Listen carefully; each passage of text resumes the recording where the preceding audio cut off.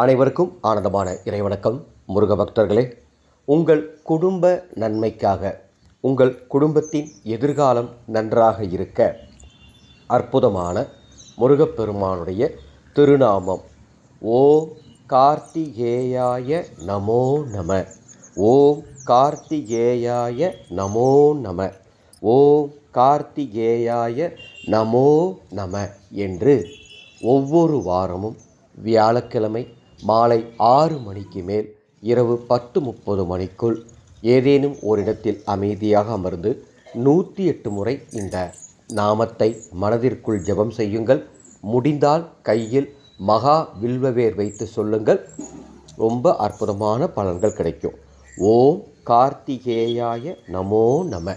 உங்கள் குடும்பத்தில் நல்லது நடக்கும். குடும்பத்தில் இருக்கக்கூடிய சண்டை சச்சரவுகள் நீங்கும். குடும்பத்தில் ஒற்றுமை ஏற்படும்.